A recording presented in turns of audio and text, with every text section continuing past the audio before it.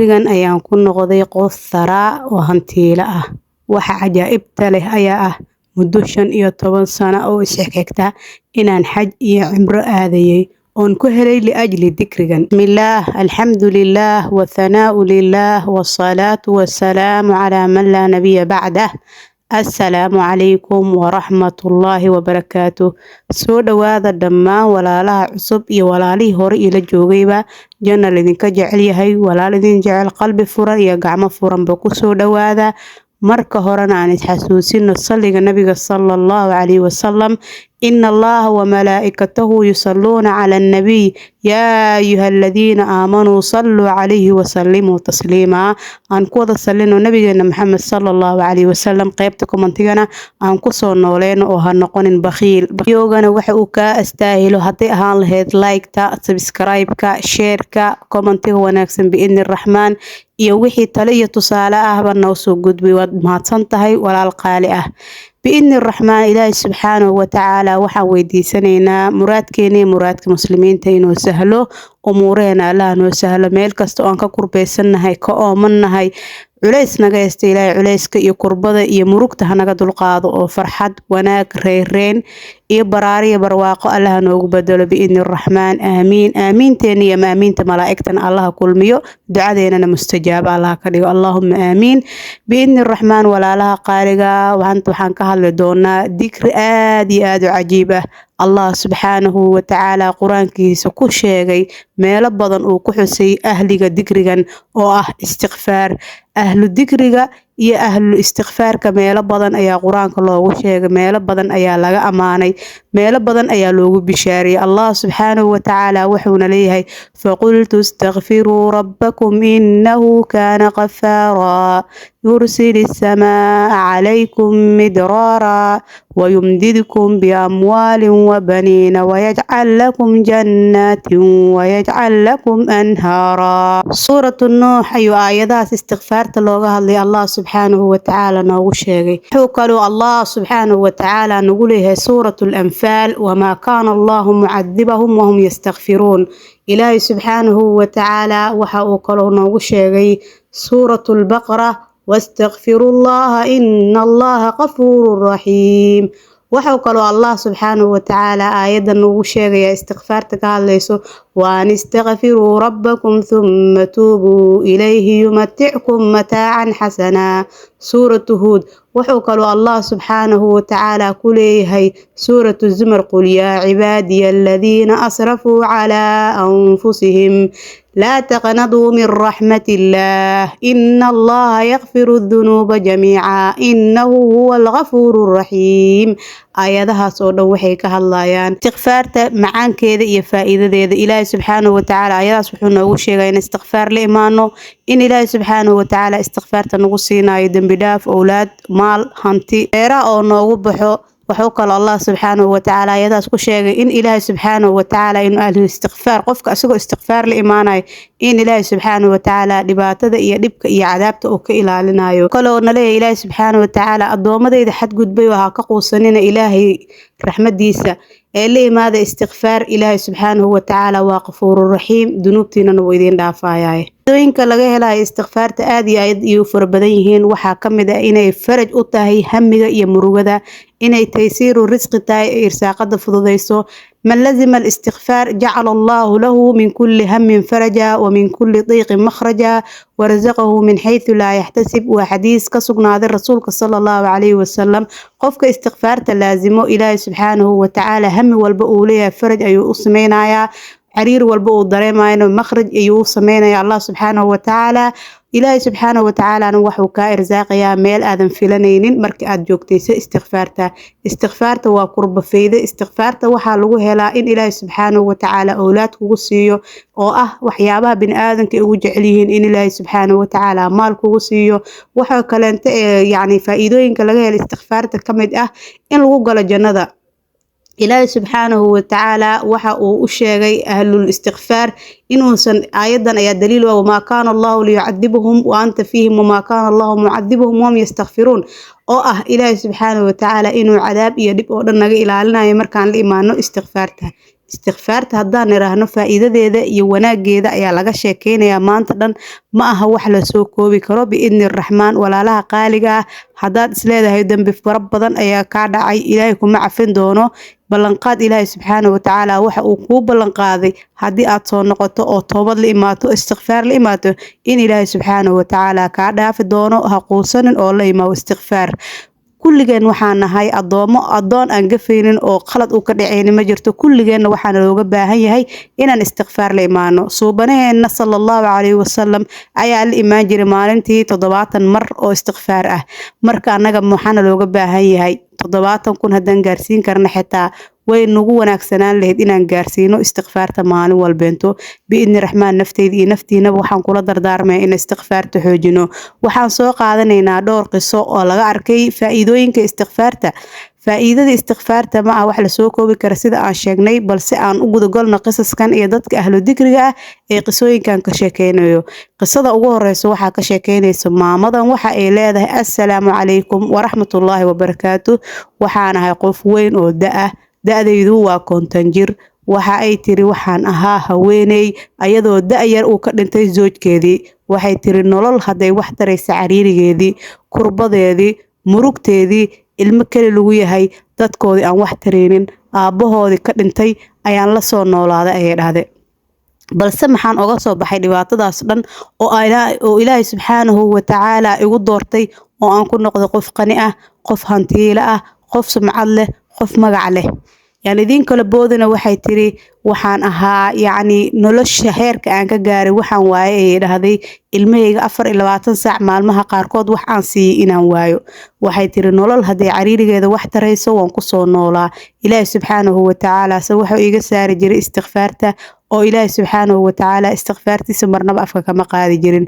alxamdulillah ilmahaygi dhowrka sano ugu horeysay waxa la dhibtoodaba marka dambe ilaahay si tartiib ayuu faraj noogu furay waxaan guursaday ay dhahday zooj aad iyo aad u wanaagsan ilmihii ila kafaala qaaday ilmihii ila koriyay anigii Allah subxaanahu wa ta'ala culayskii iyo kurbada farada badneed ee xagee wax uga keenta caruurtan yaryarta ah ee aan garanin hooyadii waxba idiima hayso oo aan la kurboon jiray oo cudurro fara badan iigu dhaceen ay dhahday alxamdulillah zoojka ilmaha uu ila koriyay adeernimo ma uu dareensiinin cariir ma uu dareensiinin balse waxaan aaminsanahay ay dhahday ilaahay subxaanahu wa ta'ala inuu ii soo diray ninkaas wanaagsan liajli istikfaartayda waxay tiri hanti ayaan yeelanay reerkeena meel ay degaan la'ay zoojka wanaagsanaa wuu na soo guuriyay guri ayuu noo kireeyay aniga caruurtaydii ima uusan dhihin ay dhahday caruurta iska soo reeb ad kaliya aan ku baahanahay waxay tiri guri ayuu noo kireeyay gurigi ayaan degnay alxamdulillah aniga ganacsi ayuu ii furay wuxuu yiri caruurta ku korso anigana waan ku biilayaa wuu biili jiray anigana waxay tiri ganacsigayga aniga ayuu khaas ii ahaa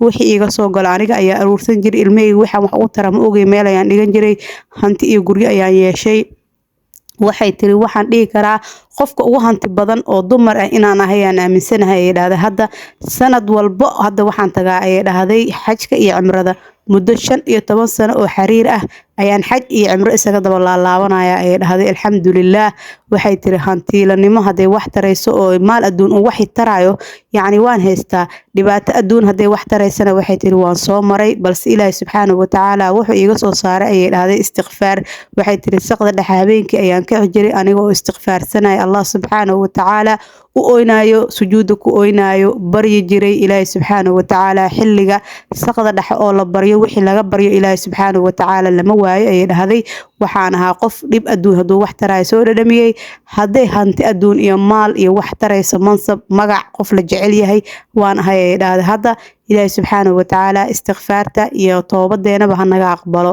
xigta ee laga arkay istikfaarta waxa ka sheekeynayso maamadana waxay leedahay waxaan ahaa qof zoojad la qaba ah waxa ay tiri waxa aad iyo aad caniid igu ahaa oo nin adag igu ahaa ninkii qabay waxay tiri waxa uu ila qabay xaasas kaleento balse aniga caruurteena nooma uu rooneen ayay dhahday oo waxa uu badanayay dhankaas kaleento aad ayuu nolosha noogu cariirinayay ilmahayga waxbarashada ayuu u diiday waxa uu diiday maxay ahayd fursad walba oo ay heli karaan kalgacayl aabanimo haday noqoto anigana kama aanan helaynin ayay dhahday wanaag iyo kalgacayl zoojanimo hadal wanaagsanna kama aanan helin ayay dhahday. waxay tiri wuxuu sidaas dhibka ii saarnaado marka dambe waxaan bilaabay ayay dhahday istighfaar inaan joogteeyo oon weliba akhriyo maalintii 10 kun ilaa 15 kun intii aan awoodo. alxamdulilah waxa ay tiri ilaahay subxaanahu wa tacaala waxa uu gartay in ila awlaadeyda ilaahay ii barakeeyey, waxbarashada iiga baxeen, maxay tiri jaamacada ii dhigteen, shaqo ii wada bilaabeen, aniga aan noqday qofkii loo baahday, aniga uu dib iigu soo noqday, anigii gurigeyga soo xanuunsaday oo tacbaanay oo shaqo la'aan ah inuu aniga awlaadeena soo mutay. alxamdulilah fadligaas iyo wanaagaas iyo barwaaqadaasna waxaan ku gaarnay aniga awlaadeyda. waxaan ugu xirsi jiray ay dhahdo awlaadeyda istighfaarta ayaan ilaahay subxaanahu wa tacaala ugu tawasuli jiray, u sheegan jiray dhibkan haysto. haddana waxaan noqonay ayay dhahday gacantii loo baahday oo lasoo mutay. ilaahay yaa mahad iskale, kama aanan argoosanin ayay dhahday ninkii saas noo xumeeyey, aniga aan hadal wanaagsan ka helin, xumeeyey aniga oo dhalinyaro ah, ilmahayga yaryar yihiin, u baahan yihiin aabba xanuun ah, kalgacayl iyo wanaag iyo soo dhaweyn u sameeya u baahnaayeen, balse kama ay helin ayay dhahday. ha ku dayanin ayaan ku dhahay ilmahayga hadda aabihiina adinkaas ayuu idiin baahan yahay. hadduu asaga gabay hawshiisii iyo maxay aheeday xaanka iyo samafalka aad uga baahneedeen markaa yareedeen, maanta adinka naxariistii waalidnimo iyo idinka waynin. waa awlaadeydana awlaad dhaga nugul oo baariyaal ii ah ayuu ilaahay subxaanahu wa tacaala iiga dhigay, hadalkaygana qaadanayo. aabahoodna way dhaqaaleeyaan, anina way dhaqaaleeyaan. alxamdulilah guri aan leeyahay, hanti aan leenahay ayaa ilaahay subxaanahu wa tacaala aniga awlaadeydaba na siiyey. waan barwaaqaysanahay, wiilashayda way ii guurguursadeen. alxamdulilah awlaad qurqurux badan ayaa loo haayaa. barwaaqadaas oo dhanna waxaan ku gaarnay ayay dhahday istighfaarta. ilaahay yaa mahad iska leh. waxaan akhrin jiray ayay dhahday 10 kun ilaa 15 kun maalin walbeento ayay ii rukuneed. qisadeena xigta waxaa ka sheekeynaya wiilkan. waxa uu leeyahay waxaan ahaa wiil dhalinyaro ah, waxaan soo dhameeyey jaamacad, waxaan raadinayay muddo 4 sano ah shaqo. waxa uu yiri 4 sano wax shaqo aan maanan helin. waxa uu yiri waxaan ahaa qof dhalinyaro ah, xoogiisa iyo xoolihiisaba lagu tashto, lahaay mustaqbal iyo heer ayuu reerka gaarsiinaya, curadna ah. waxa dhibaatada weyn igu sii ahaa ayaa ah inaan guriga curad u ahaa, aniga hormuud u ahaa, aniga liigu wada tiirsan yahay, aniga la soo fiirinayo, wixii xoolo lahaayeen aniga liigu bixiyey. balse allah subxaanahu wa tacaala iima uusan qorin 4 sano. waxa uu yiri markii dambeenta waxaan bilaabay qiyaamul leyl iyo inaan istighfaarsado oo aan xilliga qiyaamul leylka markaan usoo kaco aan tukado, aan ilaahay subxaanahu wa tacaala baryo, istighfaar la imaado ilaa waagu uu ka baryo. alxamdulilah ilaahay subxaanahu wa tacaala 3 bilood markii aan waday waxa uu i siiyey shaqo aad iyo aad u weyn.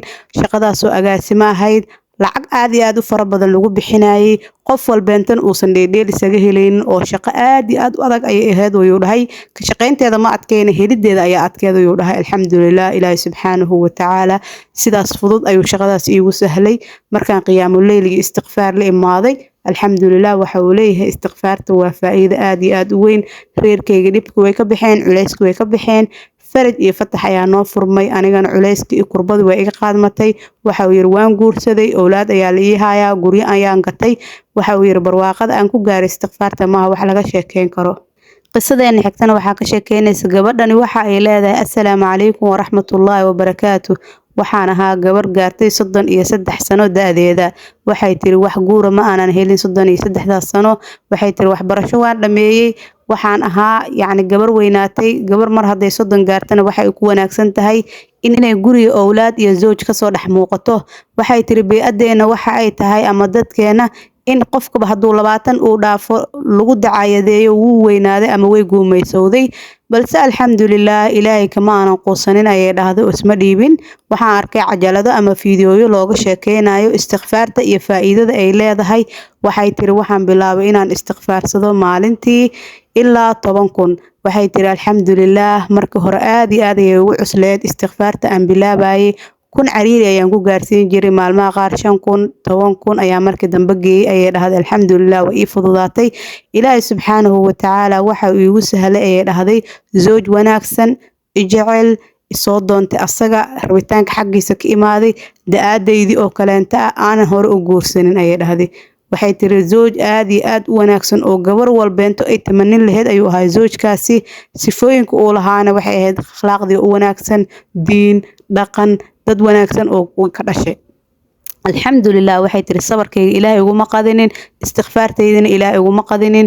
istighfaartaydi waxaan ku helay guurkaas wanaagsan, awlaad wanaagsanna ilaahay uu iga siiyey ayay dhahday. alxamdulilah gurigeenana wuxuu noqday guri mar walba dikriga ilaahay iyo xuskiisa laga haayo waliba istighfaarta aad iyo aad loo xoojiyay ayay dhahay zawjkay waan uga sheekeeyay xaaladii aan soo maray iyo guurkayga sida u daahay iyo sida aan asaga ku helay oo ila yaqiinsaday ay dhahdo oo ila garowsaday in istighfaarta tahay shay aad iyo aad u muhiim ah waxay tiri annaga nolosheena oo dhan istighfaar ayaan hadda ku bees gareynay walaalaha qaaliga qisaskeeni maanta intaas ayaan jeclaystay inaan kusoo gabagabeeyo adiga haddaa hayso qisa ka aragtay istighfaarta ama dikriga ilaahay noocyadiisa kala duwan hadii salaatuleyl ahaan lahayd haday ahaan lahayd inaad يعني صلي النبي صلى الله عليه وسلم أذكر كأركتي إن قرآن أخرس كقصص كأركتي وأنا لسه وذاك كرتا قيبتكم منطقة وأنا ونوس وذاك كرتا قيبت لمبركة أو تسأبك قرآن أهان أم أهان با سود واد ولا لها قالقة إن شاء الله وحان كجسي تجيا دردارن كتقوى الله إليك عبسي